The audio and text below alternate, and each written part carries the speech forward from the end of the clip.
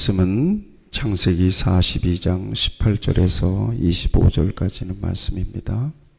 창세기 42장 18절에서 25절까지는 말씀.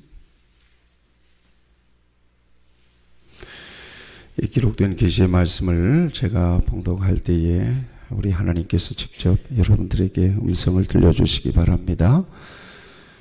사흘 만에 요셉이 그들에게 이르되 나는 하나님을 경외하노니 너희는 이같이 하여 생명을 보존하라. 너희가 확실한 자들이면 너희 형제 중 한 사람만 그 옥에 갇히게 하고 너희는 곡식을 가지고 가서 너희 집안의 굶주림을 구하고 너희 막내 아우를 내게로 데리고 오라.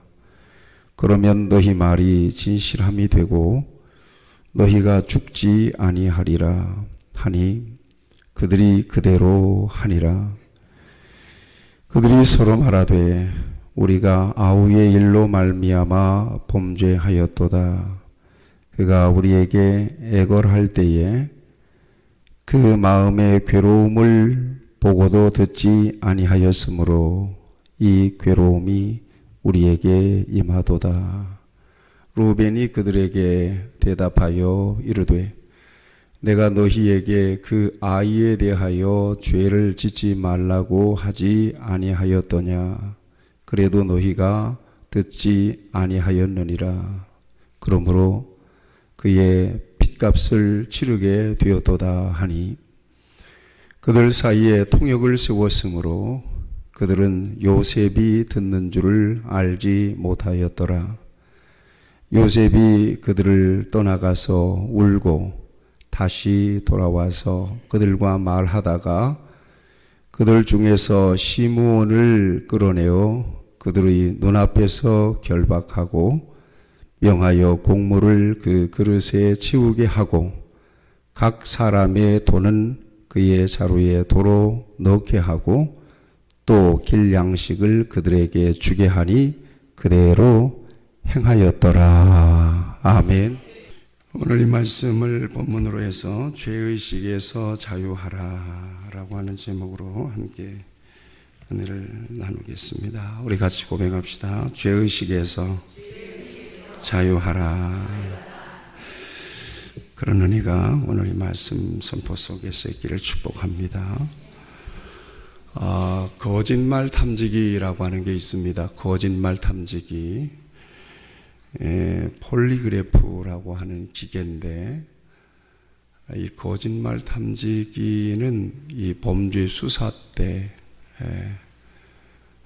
이용하는 진실 탐지기입니다.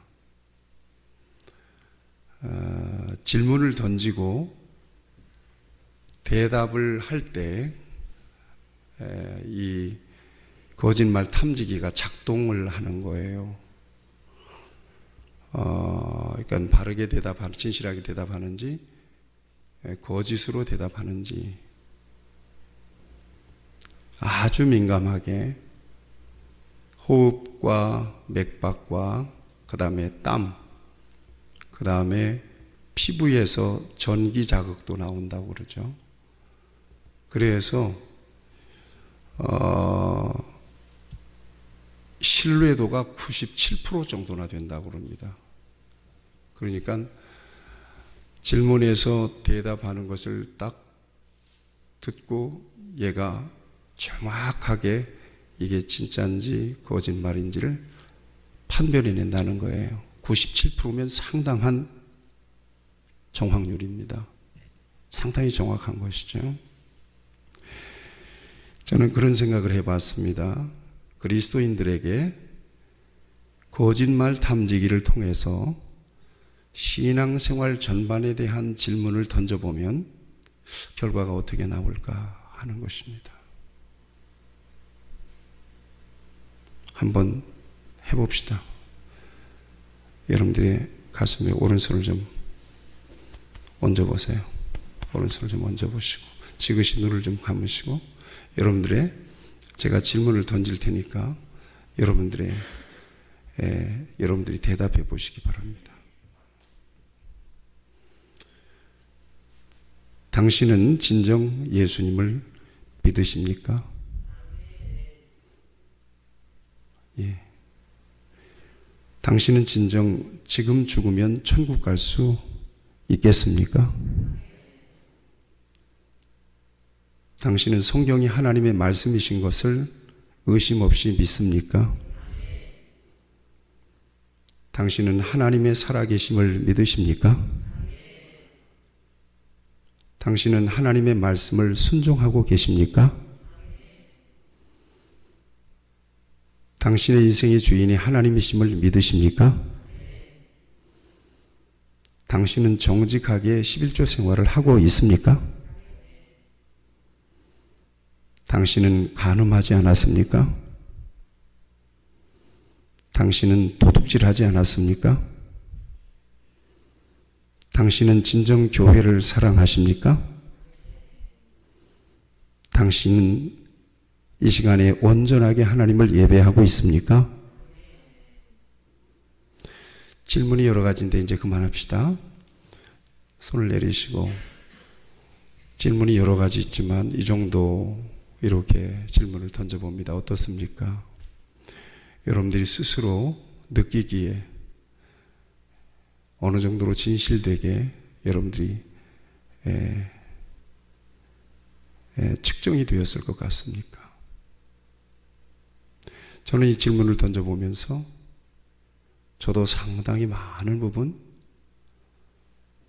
이 영적 거짓말 탐지기에 걸리는 부분들이 있구나 하는 것을 느껴요. 참 부족한 게 많구나 하는 것을 느껴요. 사람이 만든 거짓말 탐지기도 97% 신뢰도가 있는데 하나님은 얼마나 우리를 잘 아실까? 하나님은 질문을 던질 필요가 없죠. 하나님은 보고 듣고 아시고 판단하고 계시니까 피할 수가 없는 거죠. 그래서 성경에 보면 내가 네 행위를 아노니 하는 말씀이 있습니다. 내가 네 행위를 아노니. 그러니까 안다 그래도, 잘못됐다 그래도, 죄라고 그래도, 지적을 받아도 사람들은 끔찍하지 않는 거예요. 여전히 하나님 앞에서 나는 그래도 떳떳합니다. 나는 그래도 최선을 다하고 있습니다. 그러고 그냥 있는 거예요. 어떻게 하면 좋습니까? 앞에서 던졌던 이 같은 질문에 확신과 자신이 없는 분들이 많이 있을 겁니다.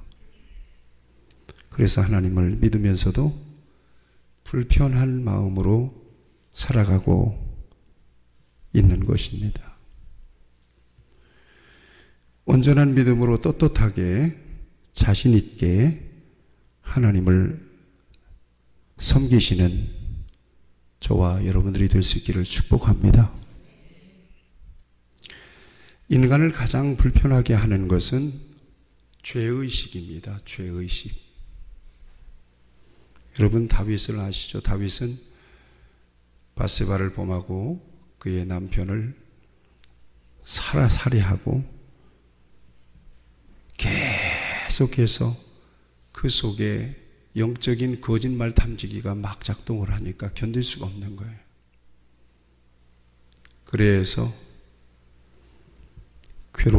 괴로워하다가 결정적으로 하나님이 나단 선지자를 보내서 그의 죄를 낱낱이 다 까발리니까 하나님 앞에서 그 죄를 인정하고 자복하는 모습을 성경은 보여주고 있습니다. 죄의식은 그렇게 무서운 것입니다. 하나님의 눈을 속일 수가 없는 것입니다.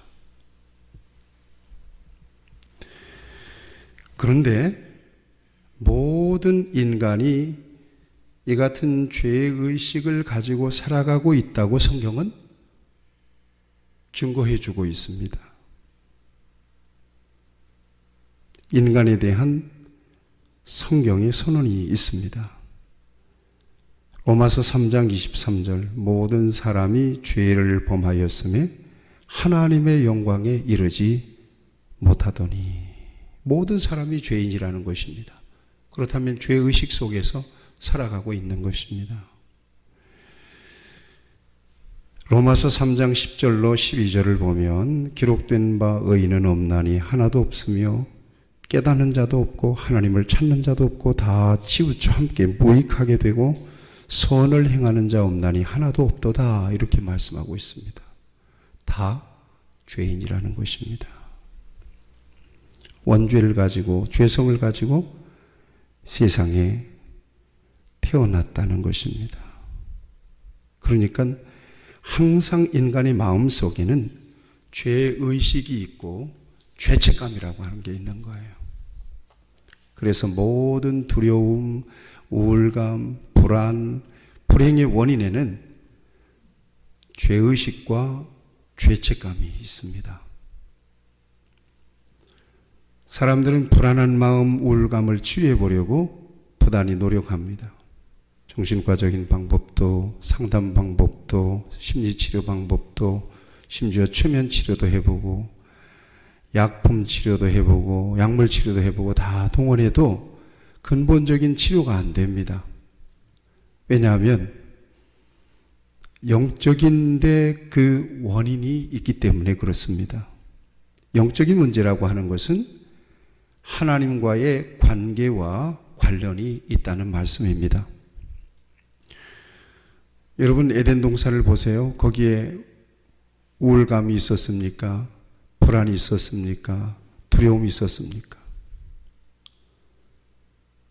하나님께 기쁨을 위하여 지음받은 하나님의 피조물들이 하나님과 정상적인 관계 속에 있을 때 죄책감도 불안도 없이 지극한 평화를 누렸던 것입니다. 그런데 범죄한 이후에 인간에게 죄책감과 불안이 오게 된 것입니다. 성경은 그 두려움의 순간을 다음과 같이 증거하고 있습니다. 그들이 날이 서늘할 때에 동산에 거니시는 여호와 하나님의 음성을 듣고 아담과 그 아내가 여호와 하나님의 낯을 피하여 동산 나무 사이에 숨은지라. 여호와 하나님이 아담을 부르시며 그에게 이르시되 네가 어디 있느냐? 가로되 내가 동산에서 하나님의 소리를 듣고 내가 벗었으므로 두려워하여 숨었나이다. 그래요. 범죄하기 이전에는 하나님의 음성이 좋았어요. 하나님과 친밀한 관계 속에서 행복했어요. 평화로웠어요. 근데 범죄하고 난 뒤에 이렇게 불안해졌어요. 두려워졌어요. 그래서 하나님의 낯을 피하여 숨었어요. 숨는다고 숨어지나요? 두려움의 원인이 바로 죄의식 때문인 것을 이렇게 보여주고 있습니다. 왜 죄의식이 두려움을 줄까? 궁극적으로는 그 영혼이 죄의 결말인 사망, 곧 지옥을 바라보기 때문에 그렇습니다. 심판을 바라보기 때문에 그렇습니다. 그래서 두려운 거거든요. 죄의 싹은 사망이요 하나님의 은사는 그리스도 예수 우리 주 안에 있는 영생이니라. 죄의 짐은 인간에게 있어서 가장 근본적인 무거운 짐인 것을 성경은 우리에게 보여주고 있습니다. 이 불편한 마음이 인간에게 온갖 문제를 일으키는 주범이 되고 있는 겁니다. 저와 여러분들이 예수님 안에 있어서 죄사함을 받았고 용서를 받은 사람으로 지금 살아가고 있다고 하지만, 그러나 여전히 하나님과의 관계가 틀어져 있다면 예수님 안에 있으면서도 이 불안은 가시지 않을 겁니다. 항상 무거울 겁니다. 항상 불안할 겁니다. 뭔가 곧 일어날 것 같기도 하고 하나님이 나를 혼내실 것 같기도 하고 이런 불안이 있는 겁니다. 믿는 사람들에게도 그 죄의식 때문에 그런 것입니다.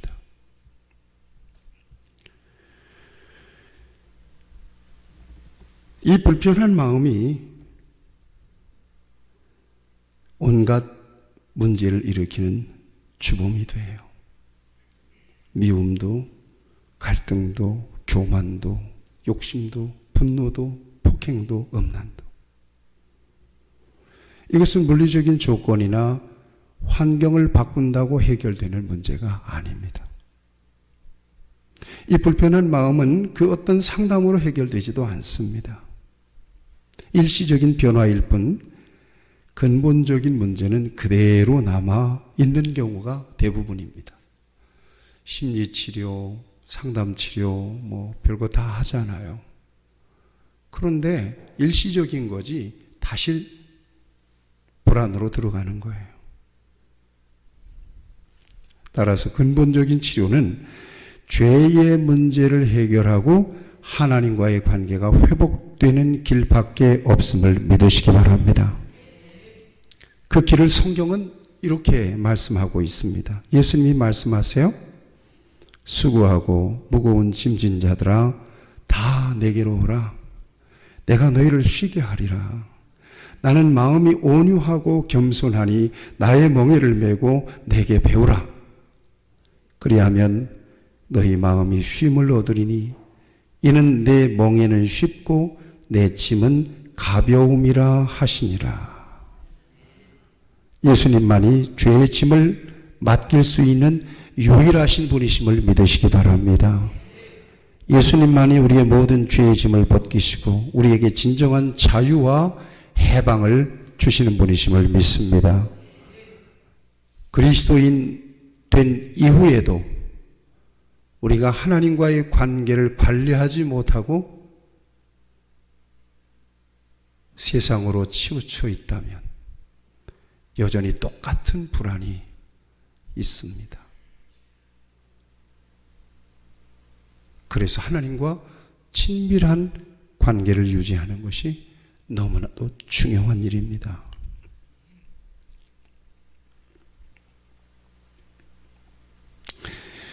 성경은 우리에게 말씀해 주십니다. 하나님이 세상을 이처럼 사랑하사 독생자를 주셨으니 이는 그를 믿는 자마다 멸망하지 않고 영생을 얻게 하려 하심이니라. 오직 예수님을 통하여만 죄의 문제가 해결된다라고 하는 사실을 분명하게 이렇게 밝히고 있습니다. 내가 곧 길이요 진리요 생명이니 나로 말미암지 않고는 아버지께로 올 자가 없느니라. 오늘 시편 32편을 제가 묵상했어요. 다른 길은 없어요. 길이요 진리요 생명이 되시는 하나님 안에서만, 예수님 안에서만 하나님과 깨어진 관계가 회복될 수가 있다는 것을 성경은 우리에게 분명하게 말씀해 주고 계십니다. 그러면 나는 예수님을 믿는데 왜 그렇게 불안하죠? 관계에 문제가 생겼기 때문에 그렇다고 말씀드렸습니다. 관계에 문제가 생겼으니까 예수님이 내 모든 죄를 용서하시고 내게 자유와 내게 기쁨을 주셨음에도 불구하고 이게 너무나도 멀게 느껴지는 거예요.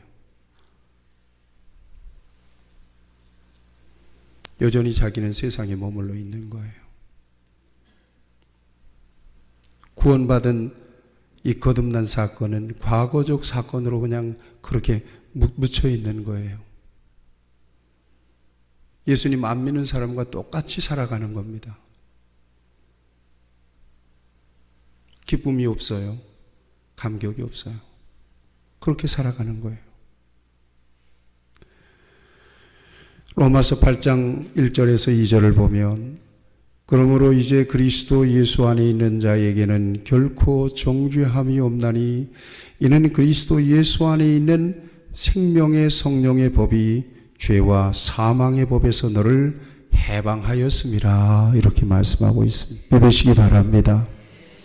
죄의식을 가지고 불편한 마음으로 일생을 살 것인지, 주님께 온전하게 우리의 인생을 맡겨드리고 언제나 주님과 친밀한 교제 속에서 참된 자유인으로 살 것인지에 대한 결단이 저와 여러분들에게 필요합니다.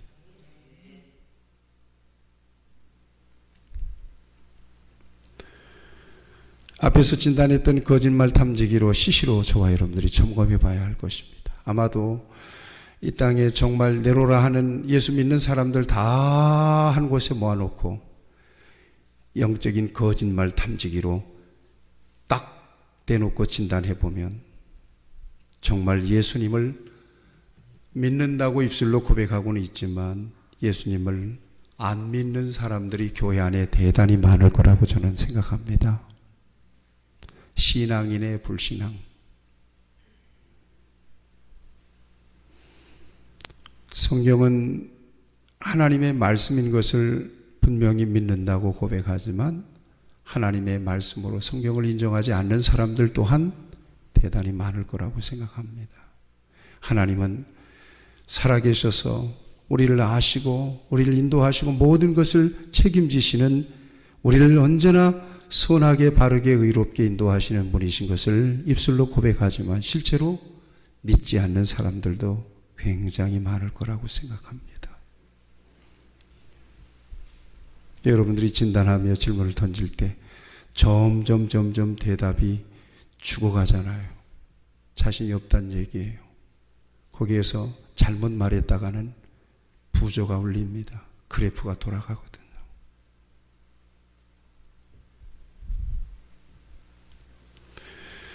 저와 여러분들이 하나님 앞에서 죄의식을 가지고 불편한 마음으로 일생을 살 것인지, 주님께 온전하게 맡겨드리고 주님께서 원하시는 삶의 자리에서 주님을 성실하게 진실하게 섬기면서 겸손하게 자신을 낮추고 하나님의 내 인생에 대한 완전한 주권을 인정하고 진정한 자유인으로 살 것인지에 대한 결단이 오늘 11월 첫 주일에 필요합니다.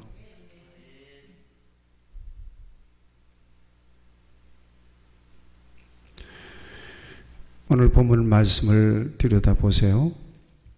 요셉의 형들이 불안해하는 모습을 오늘 이 본문에서 우리에게 보여주고 있습니다. 굉장히 불안해서 어쩔 줄을 몰라요. 자중질환이 일어났어요. 여러분 21절, 22절, 23절을 보세요.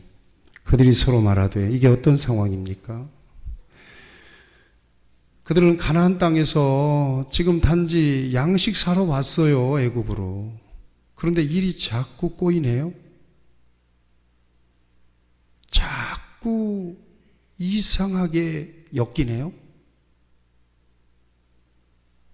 오늘 여기에 그런 분들 계시나요?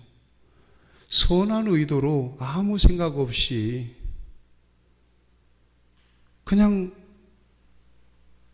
정상적인 마음으로 했는데 희한하게 꼬이네요. 희한하게 얽혀버리네요. 희한하게 엮여버리네요.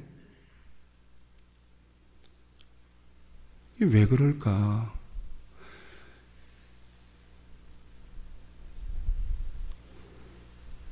오늘 본문 말씀 보세요.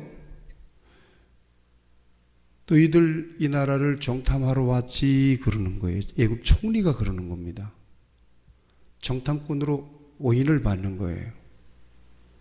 정탐꾼으로 곡식사로 왔는데, 여러분 정탐꾼이라고 하는 것은 간첩이란 얘기예요. 니들 간첩이지 이 말이에요. 큰일 났어요.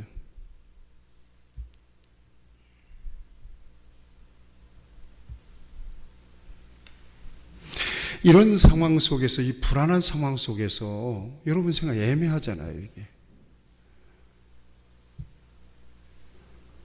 지금 그들은 20년 전에 한 사건을 쑥 소환합니다. 21절 말씀에서 23절까지를 읽겠습니다. 그들이 서로 말하되 내가 읽겠어요? 우리가 아우의 일로 말미암아 범죄하였도다. 이 죄의식이죠. 죄의식이 지금 20년 동안 계속 그들의 마음속에 자리하고 있었던 거예요. 양치느라고 먹고 사느라고 잠깐 잊었지만 순간마다 조건이 맞고 상황이 될 때 불쑥 이 죄의식이 쑥 고개를 드는 겁니다.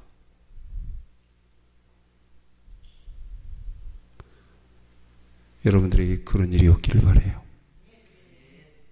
아멘도 없네. 여러분들이 그런 일이 없기를 바라요.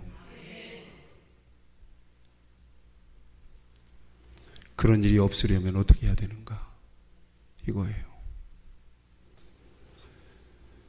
그가 우리에게 애걸할 때에 그의 마음의 괴로움을 보고도 듣지 아니하였으므로 이 괴로움이 지금 우리에게 임하도다.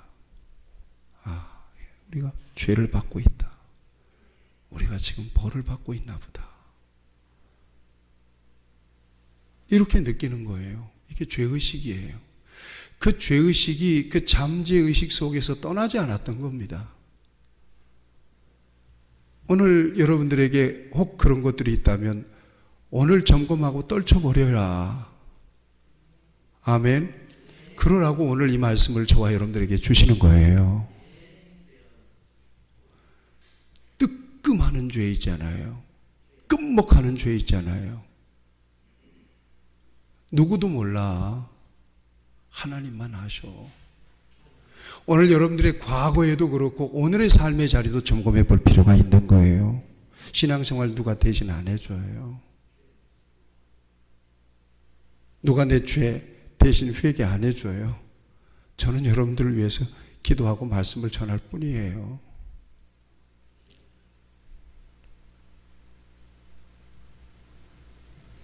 (22절) 루벤이 그들에게 대답하여 이르되 내가 너희에게 그 아이에 대하여 죄를 짓지 말라고 하지 아니하였더냐.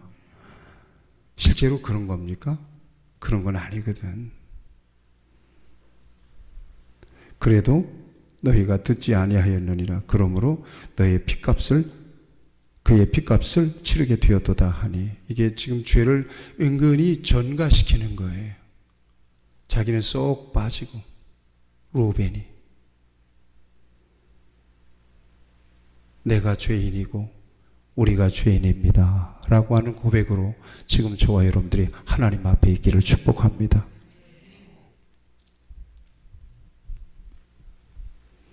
이런 불안이 있었던 겁니다. 여러분 생각해 보세요.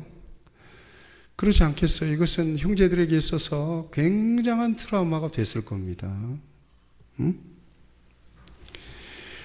살기 등등하게 요셉을 꽁꽁 묶을 때 요셉이 얼마나 발버둥을 했겠어요? 인간이라면 그 순간을 잊어버리겠어요? 물 없는 웅덩이에 요셉을 집어넣고 던져놓고 울부짖는 그를 외면하고 형들이 그 곁에서 밥을 먹잖아요. 그 웅덩이에서 절규하는 요셉의 소리를 어떻게 잊을 수가 있겠어요? 미디안 상인들에게 팔아넘길 때 요셉이 안 떨어지려고 얼마나 몸부림을 했겠어요. 그걸 어떻게 잊을 수가 있겠어요, 인간이. 그 장면들이 요셉의 형제들에게 트라우마로 각인이 되어버리고 만 것입니다. 여러분에게 혹시 각인되어 있는 죄악이 있다면 오늘 이번 주에 해결하시기를 축복합니다. 그게 어느 순간 불쑥불쑥 일어나는 거예요.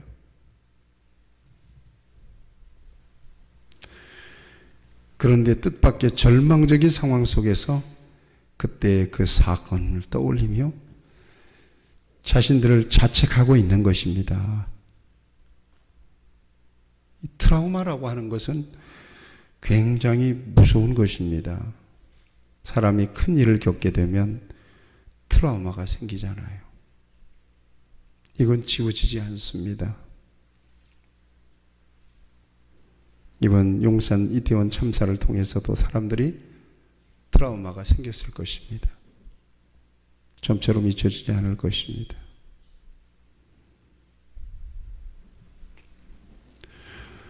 여러분, 구레네 시몬을 아시죠? 구레네 시몬, 예수님께서 십자가를 지시고 자꾸 쓰러질 때 예수님 대신에 십자가를 지게 했던 사람, 바로 구레네 시몬입니다.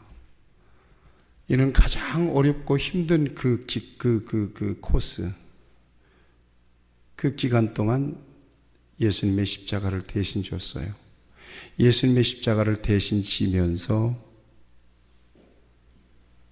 그의 마음속에는 이 십자가에 대한 트라우마가 강하게 각인됐을 거라고 생각합니다. 떠나지 않는 거예요.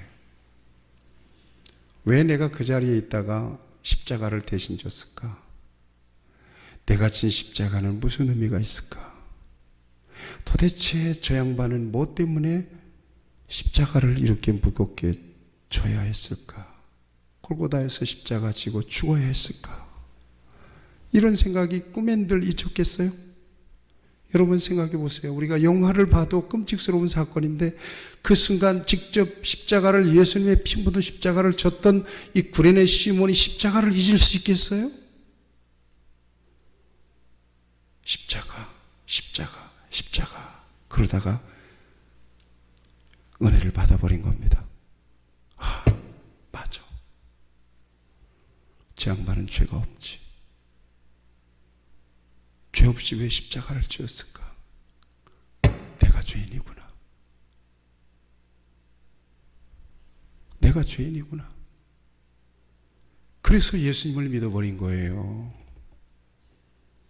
성경에는 없는 얘기예요. 틀림없이 예수님의 십자가를 졌던 그 순간에 십자가 트라우마가 예수님을 믿게 된 결정적인 요인이 됐을 거라고 보는 겁니다.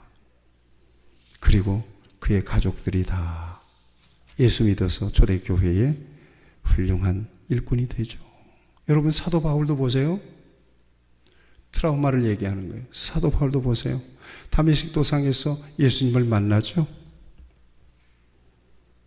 예수님을 만나요. 그런데 그 전에는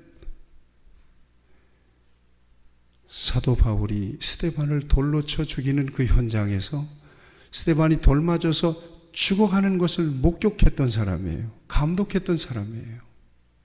여러분 생각하세요. 사람이 죽어가는 모습을 바라볼 때, 피투성이가 돼가지고 그 모습을 바라봤을 때 바울의 마음속에 스데반이에 대한 이미지가, 인상이 얼마나 깊이 각인됐겠어요.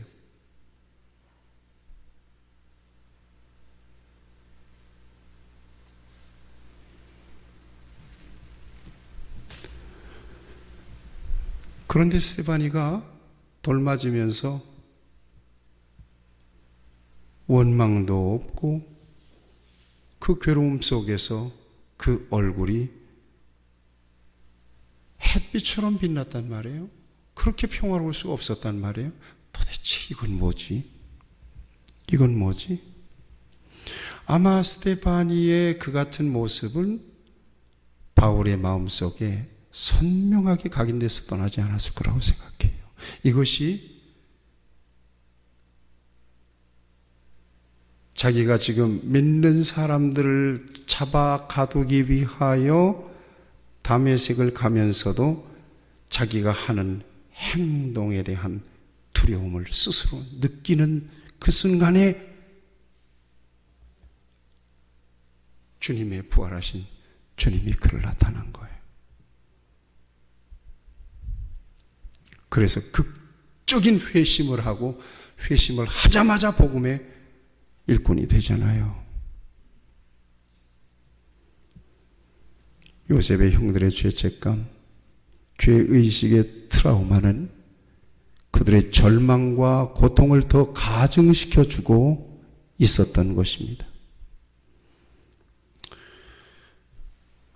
오늘 말씀 창세기 50장을 마치면서 오늘 말씀에 보면 야곱이 죽어요. 야곱이 죽고 난 뒤에 요셉의 형제들이 없는 유언을 빙자해서, 야곱이 그런 유언 안 했거든요. 유언을 빙자해서 요셉에게 자기들을 복수하지 말 것을 아버지가 유언하고 죽었다고 얘기를 합니다. 아버지가 있을 때하고 없을 때하고 상황이 다르잖아요. 아버지가 있을 때는 아버지 때문에 그래도 형제들이 보호를 받았다고 느꼈을 텐데, 아버지가 죽고 나니까 이제는 요셉이 우리에게 안갚음하지 않나 이렇게 생각해서 아버지가 그렇게 우리에게 내가 죽더라도 형들에게 안갚음하지 말라고 유언하고 죽었다고 그렇게 얘기를 해요. 요셉이. 이 말을 듣고 요셉이 울잖아요. 걱정하지 말라고. 내가 어떻게 하나님을 대신할 수 있겠냐고. 죄의식은 이처럼 무서운 것입니다. 오늘 11월 첫 주일에 여러분들의 마음속에 있는 죄의식을 떨쳐버릴 수 있게 되기를 축복합니다. 여러분 지금은 평안하시는가요? 하나님과의 관계 속에서 죄책감이나 죄의식에 대한 트라우마가 여러분들에게는 없습니까? 여러분들 오늘 잘 진단해 보실 수 있게 되기를 바랍니다. 삶이 무겁고 불안하고 기쁨이 없고 우울하다면 그 원인이 무엇인지를 돌아볼 수 있어야 합니다. 하나님과의 관계에 문제는 없는지, 소통이 막히진 않았는지, 성도들과의 관계 속에서 문제는 없는지, 주의 종과의 관계 속에서의 문제는 없는지, 혹 교만이 문제는 아닌지, 기도의 호흡이 멈추지는 않았는지, 성경을 불신하지는 않는지, 신앙생활을 하나의 종교생활중으로 가볍게 여기고 있지는 않는지, 혹 자신이나 가족들에게 무슨 일이 일어나지 않을까 불안하지는 않는지, 이것이 바로 요셉의 형제들에게 있었던 죄의식으로 말미암은 불안이었던 것입니다. 죄책감으로 인한 불안이었던 것입니다. 하나님과의 관계 속에서 이 문제의 근본적인 해결 없이는 불편한 마음이 해소될 수가 없는 것입니다. 해야 할 문제가 있다면 바로 가난한 마음으로 회개할 수 있어야 합니다. 회개라고 하는 것은 하나님 앞에 돌아서는 것입니다. 그래야 죄책감이 사라지고 평화를 누릴 수가 있는 것입니다. 하나님은 약속하셨습니다. 만일 우리가 죄 없다고 말하면 스스로 속이고 또 진리가 우리 속에 있지 아니할 것이요, 만일 우리가 우리의 죄를 자백하면 그는 미쁘시고 의로우사 우리 죄를 사하시며 우리를 모든 불의에서 깨끗하게 하실 것이요, 만일 우리가 범죄하지 아니하였다 하면 하나님은 하나님을 거짓말하는 이로 만드는 것이니 또한 그의 말씀이 우리 속에 있지 아니하니라 말씀하십니다. 11월 첫 주일입니다.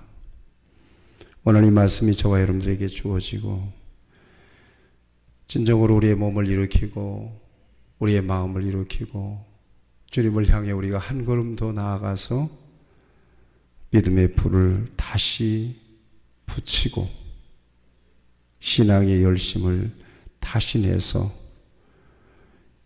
11월 한 달 이 해의 끝자락에서 저와 여러분들의 영과 육이 완전하게 회복되는 은혜가 있기를 축복합니다. 모두 청산하고 전혀 새로운 삶을 살아가는 저와 여러분들이 될 수 있기를 주님의 이름으로 축복합니다. 기도하겠습니다. 자비하신 아버지 하나님, 하나님께서 이 귀한 시간 이 귀한 말씀을 통해서 우리를 다시 한번 돌이키고 깨우치고 회개하게 하십니다. 우리 속에 있는 죄의식, 예수 그리스도의 보혈로 깨끗하게 도말하여 주시옵소서. 그리스도 안에 있으면 누구든지 새로운 피조물이라 이전 것은 지나갔으니 보라 새 것이 되었도다. 우리 하나님께서 우리에게 주시는 사죄의 은혜로 우리가 온전한 하나님의 자녀로 거룩하게 구별된 하나님의 백성으로 하나님께서 주시는 자녀의 권세와 축복을 누리며 우리에게 맡겨주신 사명을 잘 감당할 수 있도록 하나님께서 다시 은혜를 부어 주시옵소서. 하나님 몸된 교회를 붙들어 주시고 주의 은혜 가운데 교회가 다시 힘있게 일어나서 하나님의 영광을 위하여 높이 주를 경배하며 능력 있게 권세 있게 쓰임받는 교회가 되게 하여 주시옵소서.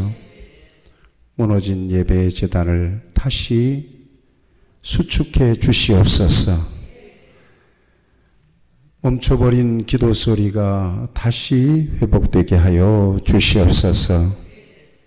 은혜에 대한 갈망하는 마음을 다시 일으켜 주시옵소서. 겸손하게 낮아져서 하나님께서 주신 사명 잘 감당하여 우리 하나님께 영광과 찬송이 되는 주의 자녀들이 될 수 있도록 은혜 내려 주시옵소서. 예수님 거룩하신 이름으로 기도하옵나이다. 아멘.